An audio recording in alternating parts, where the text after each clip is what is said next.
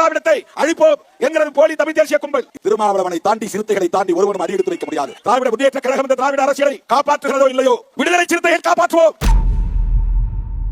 தமிழ் தேசியம் அப்படின்னு சொல்றதுக்கும் திராவிடத்துக்கும் ஒரு பெரிய யுத்தமே நடந்துட்டு இருக்கு. இதுல தமிழ் தேசியத்தை வழிநடத்தக்கூடிய சீமான் அவர்கள் உட்பட சில கட்சிகள் இருக்காங்க. திராவிடத்தை வழிநடத்தக்கூடிய திராவிட முன்னேற்ற கழகம் அப்படின்னு சொல்றதும் அதே மாதிரி அதிமுக, இவங்கெல்லாம் திராவிட அந்த கட்சிகள் சார்ந்தவங்க அப்படின்னு சொல்லலாம்.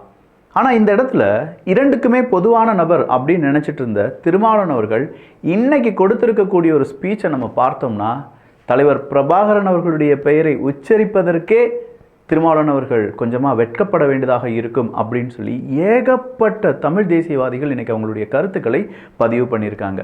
அப்படி என்ன தமிழுக்கு எதிராக, தமிழ் தேசியத்துக்கு எதிராக, தமிழருக்கு எதிராக திருமாவளவன் அவர்கள் பேசியிருக்கிறார்? அவருடைய பேச்சுக்களுடைய ஹிடன் அஜெண்டா தான் என்ன?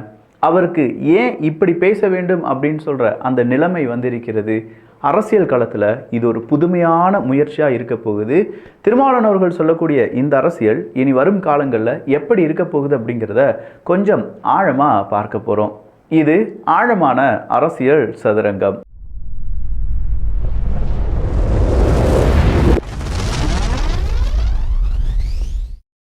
பொதுவாக தமிழ்நாட்டில் திராவிட கட்சிகள் அப்படிங்கிறது மட்டும்தான் இங்கே வேரொன்றி இருக்கிறது. அது அதிமுகவாக இருக்கட்டும், இல்லாட்டி திமுகவாக இருக்கட்டும், மாற்றி மாற்றி அவங்க என்ன செஞ்சுக்கிடுவாங்க, ஆட்சி செஞ்சுக்கிடுவாங்க. உனக்கு நான் பரவாயில்லை, எனக்கு நீ பரவாயில்லை, இந்த ஒரு மென்டாலிட்டிலேயே மக்களையும் வைத்திருப்பார்கள். அதிமுக ஓட்டு போட்டோமா, அடுத்த 5 வருஷம் திமுக ஓட்டு போடுவோம், திமுக நல்லதில்லை அடுத்த அதிமுகவுக்கு போடுவோம், இல்லாட்டி ஒரு 10 வருஷம் ஒரு 5 வருஷம் எக்ஸ்ட்ரா கூப்பில் விடுவோம் அப்படின்னு சொல்லி மக்கள் என்ன செய்வாங்க, இப்படி மாற்றி மாற்றி மாற்றி ஓட்டு போட்டுகிட்டே இருந்தாங்க. இங்கே தான் சீமான் அப்படிங்கிறவர் மிகப்பெரிய பிரம்மாண்ட வளர்ச்சி அடைகிறார். அதில் தமிழ் தேசியம் அப்படிங்கிறத விட்டு சிறிதளவும் கொள்கையில் பிசகு ஏற்படாமல் அவருடைய பயணத்தை மேற்கொள்கிறார். இந்த நேரத்தில் இந்த தமிழ் தேசியம் அப்படின்னு சொல்லக்கூடிய நபர்களுடன் ஏகப்பட்ட பேர், அதுவும் குறிப்பாக இலங்கை இனப்படுகொலை அப்படிலாம் சொல்லும்போது மதிமுக வைகோ அவர்களாக இருக்கட்டும், விசிகாவினுடைய திருமாவளவன் அவர்களாக இருக்கட்டும், இவங்க எல்லாருமே தலைவர் பிரபாகரன் அவர்கள் மீது பேரன்பு கொண்டவர்கள். அங்கே இருக்கக்கூடிய நம்முடைய தொப்புள்கொடி உறவுகளுக்கு ஏகப்பட்ட இடத்தில் குரல் கொடுத்தவர்கள் அப்படிங்கிற ஏகப்பட்ட வரலாறுலாம் நம்ம படிச்சிருக்கோம். ஆனால் இன்னைக்கு தமிழ் தேசியம் அப்படிங்கிறத போலி தமிழ் தேசியம் அப்படின்னு சொல்லி சித்தரித்த ஒரு தலைவர் யார் அப்படின்னு பார்த்தீங்கன்னா திருமாவளவன் அவர்கள் தான். அவர் பேசின பேச்சுக்கள் எல்லாமே திமுகவுக்கு ஆதரவாக இருக்க வேண்டும். இப்போ வளர்ச்சி அடைந்திருக்கக்கூடிய 3 கட்சிகள், ஒன்று தமிழ் தேசியத்துக்கான நாம் தமிழர் கட்சி, இன்னொன்று பிஜேபி சொல்லவே வேண்டாம், அடுத்ததாக தாவேகா தமிழக வெற்றி கழகம். இந்த 3 கட்சிகளையும் அழிப்பதற்கான ஒரு அசைன்மெண்ட் அஜெண்டா அப்படிங்கிறது திருமாவளவன் அவர்களுக்கு கொடுக்கப்பட்டிருக்கிறது. இப்போ திரும்ப என்ன செய்கிறாருன்னா, ஒவ்வொரு பேட்டியிலையும் இல்லாட்டி ஒவ்வொரு மீடியாக்கள் அவர் பேசும்போதும் இந்த 3 பேரில் ஏதாவது ஒரு நபரை அடிக்கணும் அப்படிங்கிறத ரொம்ப தெளிவாக இருக்கார். திருமா சார்ந்து இருக்கக்கூடிய யூடியூபர்ஸாக இருக்கட்டும், திருமா சார்ந்து இருக்கக்கூடிய ஐடி விங்ஸாக இருக்கட்டும், இவங்க எல்லாருமே இந்த 3 நபர்களில் 2 நபர்களை எப்போதுமே அடிச்சுட்டே இருப்பாங்க. ஒன்று சீமான் அவர்கள், அடுத்ததாக புதுசாக சேர்ந்திருக்கக்கூடிய தமிழக வெற்றி கழகத்தினுடைய விஜய் அவர்கள். இப்போ சீமான் அவர்களை கூட திருமாவளவன் அவர்களால் சமாளிச்சிட முடியும். ஏன்னா நானும் தமிழ் தேசியவாதி தான், நானும் தலைவர் பிரபாகரன் அவர்களுக்கு ரொம்ப பெரிய நெருக்கம் தான் இப்படின்னு சொல்லி திருமாவளவன் அவர்கள் ரொம்ப நாளாக தமிழ் தேசியம், தமிழ் மக்கள், தமிழர்கள் மீது ஆதிக்கம் செலுத்தினார்.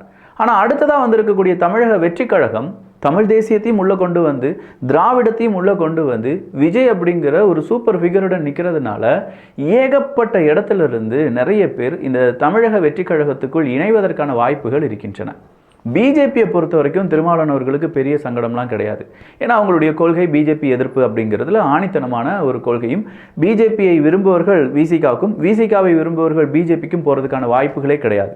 ஆனால் இதே விசிகாவில் இருக்கக்கூடிய நிறைய நபர்கள் இந்த தமிழ் தேசியத்தை விரும்பக்கூடிய நபர்களாக மாறி, இல்லாட்டி தமிழக வெற்றி கழகத்தை விரும்பக்கூடிய நபர்களாக மாறி விசிகாவினுடைய அந்த பவர் கொஞ்சம் கொஞ்சமாக இழந்து வருகிறது அப்படிங்கிறத ஆதவர்ஜுனா வாய் வழியாக நம்ம பார்த்தோம். அப்போ ஆதவர்ஜுனா என்ன சொல்கிறாரு, வேங்கை வயலுக்கு நீங்கள் போனீங்களா, திருமாவளவன் அவர்கள் போனாரா, அதை யார் தடுத்தாங்க அப்படிங்கிற ஒரு கேள்வியை கேட்குறார். அதற்கு ஆதவர்ஜுனா பேசினது தப்பு, நாங்கள் வேங்கை வயலுக்கு போனோம், ஆனால் எதற்காக போனோம், நாங்கள் மெடிக்கல் கேம்ப் நடத்தினோம், அங்கே இருக்கக்கூடிய ஒரு வீட்டுடன் சாப்பிட்டோம் அப்படின்னு சொல்கிறாங்களே தவிர, வேங்கை வயலில் 3 பேர் குற்றம் சாட்டப்பட்டவர்கள், அந்த குற்றத்தை சொன்னவர்கள் அவர்களே குற்றவாளியாக அறிவிக்கப்பட்டிருக்கிறார்கள். அதை எதிர்த்து திருமாவளவன் அவர்கள் ஏதாவது போராட்டத்தையோ வீரியமிக்க ஆளும் அரசாங்கத்தை எதிர்த்து கேள்விகள் கேட்டாரோ அப்படின்னு கேட்டால் அதெல்லாம் கிடையாது. நாங்கள் போயிருக்கோம் அப்படின்னு சொல்கிறார். ஸோ ஆதவர்ஜுனா எங்களை ஒரு டூலாக பயன்படுத்துகிறார். எதற்காக? திமுகவை எதிர்ப்பதற்கு விசிகாவை ஒரு டூலாக பயன்படுத்துகிறார் அப்படின்னு சொல்லி நேரடியாக ஆதவர்ஜுனா மேலே அட்டாக் பண்ணார் விசிகாவினுடைய தலைவர் திருமாவளவன் அவர்கள். இன்னைக்கு நடந்த ஒரு பெரிய பொதுக்கூட்டத்தில் அவர் என்ன சொல்றாருன்னா, திராவிடம் அப்படிங்கிறதை அழிப்பதற்கு போலி தமிழ் தேசியவாதிகள் நிறைய பேர் இருக்காங்க அப்படின்னு சொல்லி, யாரை இங்க போலி தமிழ் தேசியவாதிகள் அப்படின்னு சொல்றாங்க? ஸோ தமிழ் தேசியம் அப்படிங்கிறத போலியா சித்தரிக்கக்கூடிய ஒரு முயற்சியில அடுத்ததா திருமாவளவன் அவர்கள் ஈடுபட போகிறார். உலகத் தமிழர்கள் இதை பார்த்து என்ன சொல்ல போறாங்க அப்படிங்கிறது அடுத்ததா இருக்கக்கூடிய கேள்வி. தமிழர்கள் யார், திராவிடர்கள் யார் அப்படிங்கிற ஒரு கேள்வி நம்ம கேட்டோம்னா, நீ சங்கிடா அப்படின்னு சொல்லுவாங்க, நீ தம்பிடான்னு சொல்லுவாங்க, இல்லை நீ நீல சங்கிடான்னு சொல்லுவாங்க. ஆனால் உண்மையிலேயே இது இரண்டுக்குமே இருக்கக்கூடிய பெரிய வித்தியாசம் என்ன தெரியுமா? தமிழர் அப்படின்னு சொல்றது உண்மை, திராவிடம் அப்படிங்கிறது மாயை. இந்த திராவிடம் அப்படிங்கிறது எல்லாரையும் ஒன்றிணைப்பதற்காக பயன்படுத்தக்கூடிய ஒரு வார்த்தை அப்படின்னு நம்ம நினைச்சா கூட, தமிழக அரசியலை பொறுத்த வரைக்கும் திராவிடத்தால் ஒளிந்து இருக்கக்கூடிய நபர்கள் நிறைய பேர். அவங்க சாதியை, அவங்களுடைய பெருமைகளை, அவங்களுடைய குடும்ப பெருமைகளை இவை காப்பாற்றுவதற்காக திராவிடம் அப்படிங்கிறதுக்கு கீழே ஒழிஞ்சிக்கிறாங்க. எதுக்காவது பிரச்சனை வந்துச்சுன்னா உடனே தமிழர்கள் அப்படிங்கிற ஒரு போர்வையை மேலே போத்திக்கிடுவாங்க. இதுல தமிழ் சார்ந்து இருக்கக்கூடிய கொள்கைகள் அப்படின்னு சொல்ற பிடிப்புடன் இருக்கக்கூடிய ஒரே கட்சி நாம் தமிழர் கட்சி தான். அப்ப நாம் தமிழர் கட்சியை போலி தமிழ் தேசியவாதிகள் அப்படின்னு சொல்றாரா திருமாவளவன் அவர்கள்? இந்த ஒரு வார்த்தை சொல்லியிருந்தா கூட ஓகே, திருமாவளவன் அவர்களுடைய அரசியலில் ஏதோ ஒரு மாற்றம் வந்து விட்டது அப்படின்னு நம்ம நினைச்சலாம். ஆனால் அவர் உண்மையிலேயே திமுக காரனா மாறி, திமுகவினுடைய சில கொத்தடிமைகள் அப்படின்னு சொல்லுவாங்க, ஏகப்பட்ட மீடியாக்கள் எல்லாரையுமே அந்த திமுகவினுடைய அடிவரடிகளை கொத்தடிமைகள் அப்படின்னு சொல்லி விமர்சனம் செய்வார்கள். அப்படி விமர்சனம் செய்யக்கூடிய நபர்கள் கூட இன்னைக்கு திருமாவளவன் அவர்களை கொத்தடிமைகளை விட மிகப்பெரிய கொத்தடிமை அப்படின்னு சொல்ற அளவுக்கு ஒரு வார்த்தையை அவர் சொல்லிட்டாரு. திராவிடத்தை அழிப்பதற்கு நிறைய பேர் காத்துட்டு இருக்காங்க. அதுவும் குறிப்பா தமிழ்நாட்டில் திராவிடத்தை அழிக்க வேண்டும் என்றால் அது திருமாவளவன் அவர்களை எதிர்த்து, அவரை மீறி, சிறுத்தைகளை மீறி தான் வர வேண்டும். திமுக திராவிட முன்னேற்ற கழகம் திராவிட அரசியலை காக்கிறதோ இல்லையோ அதை விடுதலை சிறுத்தைகள் காக்கும் அப்படிங்கிறார். அதாவது திமுக அழிந்து போனாலும், நாளைக்கு திமுக எதிர்க்கட்சியா மாறினாலும், திராவிட அரசியலிலிருந்து திமுக விலகினாலும் நாங்க திராவிட அரசியலில் தான் இருப்போம். நாங்க திராவிடர்கள் அப்படிங்கிற அந்த அரசியலை ஃபர்ஸ்ட் ப்ரையாரிட்டி கொடுப்போம். தமிழ் தேசியம்லாம் எங்களுக்கு இல்லை, எதுவுமே கிடையாது. எங்களை பொறுத்த வரைக்கும் நாங்கள் இனிமேல் இருக்க போகிறது சிங்கப்பாதையா பூப்பாதையா அப்படின்னு கேட்டால் நாங்கள் திராவிட பாதையில் போக போகிறோம் அப்படிங்கிறத ரொம்ப மைனூட்டாக எல்லாருக்கும் சொல்லி புரிய வச்சிருக்கார். அப்போ திராவிட அரசியல் தான் என்னுடைய அரசியலாக இருக்க போகிறது, இதுதான் எங்களுடைய வரலாற்றுக்கு தேவை அப்படின்னு சொல்கிறார். சார், இவ்வளோ நாள் நீங்கள் அப்படி சொன்ன வரலாறே இல்லை சார். உங்களுடைய வரலாறு அப்படின்னு சொல்லும்போது தமிழர்களுடைய வரலாறை நீங்கள் மறைத்து திரித்து, ஐயா பிரபாகரன் அவர்களுடைய அந்த ஆன்மா உங்கள் மீது இப்போது கோபப்படும் அளவுக்கான அந்த பிரச்சனையாக இது மாறி நிற்கிறது அப்படிங்கிற கருத்துக்களை திருமாவளவன் அவர்கள் வாசிப்பாரா இல்லையான்னு எனக்கு தெரியலை. உலகெங்கிலும் இருக்கக்கூடிய தமிழ் மக்கள் இதை எப்படி பார்க்க போகிறார்கள் அப்படிங்கிறதும் தெரியலை. இல்லை இவங்க சொல்கிற மாதிரி நாங்கள் திராவிடர்கள் தான், தமிழர்களும் திராவிடர்கள் தான் அப்படின்னு சொல்லி ஒரு உருட்டுவாங்க. இதே திருமாவளவன் அவர்கள் தான் திராவிடம் அப்படிங்கிற ஒரு இனமே இல்லை அப்படிங்கிற ஒரு வார்த்தை உதிர்த்தவர். இதே திருமாவளவன் அவர்கள் தான் திராவிடம் நம்முடைய எதிரி அப்படின்னு சொன்னவர். இதே திராவிடம் அப்படிங்கிறது தான் நம்முடைய தமிழர்களை, தொப்புள் கொடி உறவுகளை கொன்று குவித்தது, அதற்கான ஆயுதங்களை கொடுத்தது அப்படின்னு சொல்லி எல்லோர் முன்னாடியும் பேசிய ஒரு நபர். ஆனால் இன்னைக்கு அவர் 2 சீட்டுக்காக, 5 சீட்டுக்காக, 7 சீட்டுக்காக திராவிடத்தை காப்பதற்காக நான் மட்டும்தான் இருப்பேன், அது திமுகவே ஒழிந்தாலும் சரி நான் மட்டும் இருப்பேன் அப்படின்னு சொல்றதை எப்படி தமிழக மக்கள், தமிழர்கள், தமிழ் தேசியவாதிகள் அக்செப்ட் பண்ண போறாங்க அப்படிங்கிறது ஒரு பெரும் கேள்வி. இதுக்கு பிறகும் சீமான் அவர்கள் திருமாவளவன் அவர்களை அண்ணன் திருமாவளவன்கள் அப்படிலாம் சொல்லிட்டு இருந்தாருன்னா உண்மையான தமிழ் தேசியவாதிகள் சீமான் மீதும் கோபப்படுவார்கள் அப்படிங்கிறத இங்கே நிறைய பேர் அவங்களுடைய கருத்துக்களா பதிவு பண்றாங்க. ஏன்னா இப்படி ஒரு முட்டு கொடுக்கக்கூடிய நபரை தமிழுக்காக, தமிழ் தேசியத்துக்காக நம்ம இவ்வளோ நாள் பாராட்டினோம் அப்படின்னு சொல்றத வெட்கக்கேடாக பார்க்கக்கூடிய மனிதர்கள் உருவாக்கிவிட்டார்கள். ஸோ இந்த நேரத்தில் திருமாவளவன் அவர்களுடைய அரசியல் திராவிட அரசியல் தான், இனிமேல் அவர் தமிழ் தேசிய அரசியலுக்குள் வரமாட்டார் அப்படிங்கிறத அவர் சொல்றார். ஆனால் திருமாவளவன் அவர்கள் இதை மட்டும் பேசக்கூடிய நபர் கிடையாது. அவருடைய நேரத்துக்கு தகுந்த மாதிரி, இப்போ இருக்கக்கூடிய அரசியலுக்கு தகுந்த மாதிரி யாரை பிடிச்சா எப்படி காய் நகரத்தெல்லாம் எத்தனை சீட்டை எக்ஸ்ட்ரா வாங்கலாம் அப்படிங்கிறத ரொம்ப ரொம்ப நுணுக்கமாக தெரிந்து கொண்ட ஒரு நபர் தான். அதனால தான் திருமாவளவன் அவர்கள் விசிகாவை சார்ந்தவர்கள் யாரும் யூடியூபுக்கு இன்டர்வியூக்கெலாம் போகாதீங்கப்பா அப்படின்னு சொல்கிறாங்க. ஏன்னா அந்த தலைமையை எதிர்த்து நீங்கள் என்ன செஞ்சிடறீங்க, நிறைய கேள்விகளையும் நிறைய பதில்களையும் கொடுத்துட்றீங்க.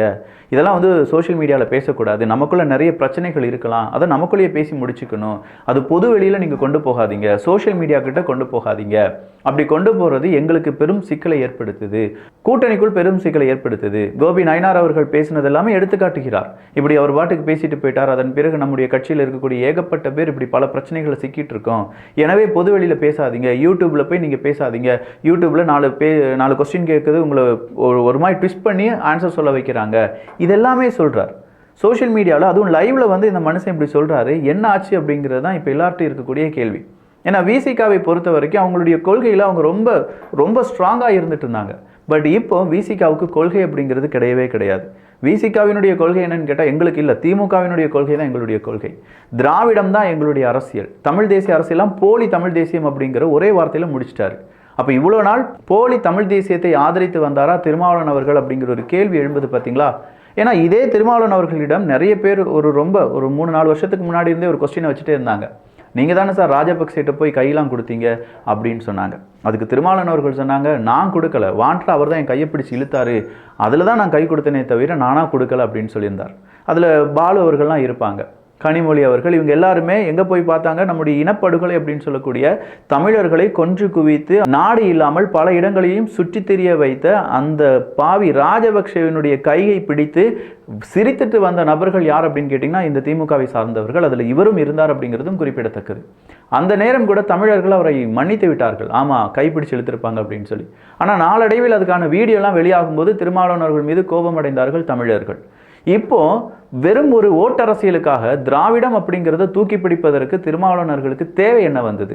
ஒருவேளை திமுகவால் பேச முடியாத சில விஷயங்களை இனிமே யார் தான் பேச போறாங்க? விசிகாவினுடைய திருமாவளவன் அவர்கள் தான் பேச போறாங்க.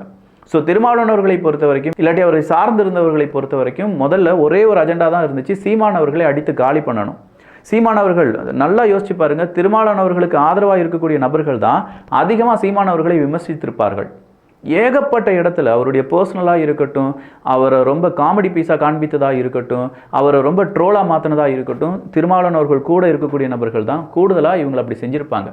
ஏகப்பட்ட ஆபாச வார்த்தைகளை திட்டியிருப்பாங்க. இப்போ இதே கேங் என்ன ஆக போகுது அப்படின்னு கேட்டிங்கன்னா அப்படியே டபுளாக மாறப்போகுது. ஒரு பக்கம் சீமான் அவர்களை அடிச்சுட்டு இன்னொரு பக்கம் விஜய் அவர்களையும் அடிக்க காத்து கொண்டிருக்கிறார்கள். தமிழக வெற்றி கழகத்தினுடைய தொண்டர்கள் நீங்கள் என்ன செய்ய போறீங்க அப்படிங்கிறது தெரியல. ஏன்னா அந்த கூட்டம் பெரும் கூட்டம், அதுக்கு பணம் இருக்குது, படைபலம் இருக்குது, ஆளும் கட்சியினுடைய ஒட்டுமொத்தமான அந்த அதிகாரம் இருக்குது. அந்த அதிகாரத்தில் இருக்கக்கூடிய நபர்கள் கோடிக்கணக்கான பணத்தை இறக்கி வைப்பாங்க. நீ இவனை பற்றி அப்படி பேசுவேனா, உனக்கு இத்தனை மாதம் தந்துடுறேன். இது ஒரு பேரோல் மாதிரி சிஸ்டம் மாறிடுச்சு. ஸோ இந்த மாதிரியான சிஸ்டத்தில் இருந்து சாதாரணமாக ஐடி விங்கில் அதிகமாக பணமே கொடுக்காமல் இருக்கக்கூடிய ஐடி விங் நாம் தமிழர் கட்சியினுடைய ஐடி விங், அவங்க இதை எப்படி எதிர்க்க போகிறாங்க, இதுலேருந்து எப்படி மீண்டு வர போகிறாங்க அப்படிங்கிறது ஒரு கட்டம். இந்த பக்கம் ஐடி விங் அவ்வளோ ஸ்ட்ராங்காக இருக்கா தமிழக வெற்றி கழகத்துக்கு அப்படின்னு கேட்டால் அதுவே ஒரு பெரிய கேள்வி தான். அப்படிப்பட்ட ஐடி விங் எப்படி அந்த பெய்டு ஐடி விங் ஹைனாக்களை எதிர்த்து இங்கே போரிட போகிறார்கள் அப்படிங்கிறது அடுத்ததாக இருக்கக்கூடிய கேள்வி.